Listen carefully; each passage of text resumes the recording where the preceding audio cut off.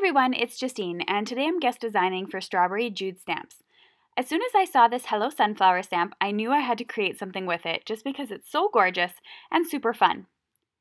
I'm going to be using some new water brush markers that I picked up at Michael's, so I want to make sure that I am going to be able to get a really nice look, and the only way I can watercolor nicely, I know for me personally, is to emboss it. So I'm using some Tim Holtz watercolor paper on the non-textured side, and even though it's not less textured than the other side, it still has some texture. So I'm going to go in with my mini Misty and make sure I stamp it a couple of times in order to get a good impression. I think this is really important. Then I'm going to go in with some Versamark ink and stamp my image down, and again I'm just going to stamp it more than once and slightly off the cardstock as well. Eventually I'm just going to end up cutting this panel down, and I'm not going to need such a big piece. So if you're following along, you might want to just do it on a smaller piece of cardstock. I'm adding some white embossing powder, some super fine embossing powder from Ranger, which is my favorite for embossing. It makes a really big difference when using the fine detail versus the regular white embossing powder, because you end up getting all of those little details that you might have missed before. Once all of that was melted, I held it up to the light and I'm going in with my water brush markers. Now I'm going directly onto the cardstock, so I don't have my cardstock wet yet. I'm just going in with the regular marker, and I'm going in with some red and some orange because it doesn't come with a yellow, or a bright yellow for that matter. Then I did some brown in the center. Now that little color goes such a long way because using my water brush, I was able to pull out the color from the petals and have absolutely no problem. These are super vibrant and really amazing and easy to use.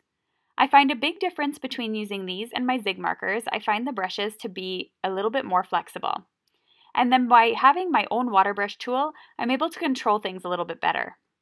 I find having this control and the vibrancy of the colors makes these super nice to use and pretty user-friendly.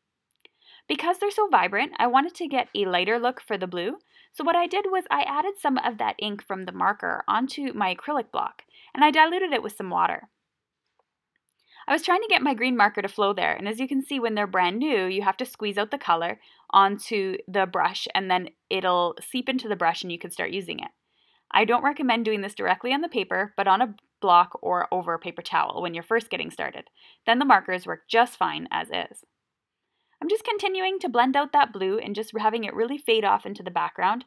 I want everything to look really natural against the sky background.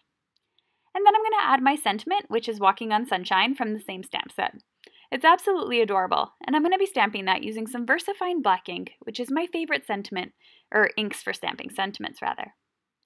I'm then going to cut this piece down using my Favorite Things stitch die set. And the reason why I'm doing this is because I want this to be the center focal point of my card, but I don't want it to be the entire background. I think it would look a little bit boring. So I wanted to put it on some black cardstock and really just make things pop. One of my favorite things to do these days is black on white, so I'm going to be sticking this down onto a piece of Gina K black cardstock and cutting it down and attaching it to a card panel.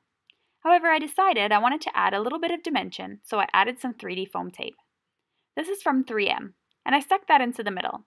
And then I stuck this whole panel here onto a white card base, so I would have that nice white frame around the outside. To me, I think this really makes the center pop and really makes the card. It was looking a little bit dull when I had it without it, but for me, having that pop of clean white color and that really great crisp white, it really just makes such a difference. After that was finished being glued down and you have the texture and the dimension on the middle portion, which gives it a really major focal point, I decided to just embellish using a Wink of Stella pen. The Wink of Stella is just going to give it that little bit of extra sparkle that it needs. I'm just flicking it out from the center to the edges and not doing anything really all that special with it. When I hold it up to the light, you'll be able to see it a little bit better.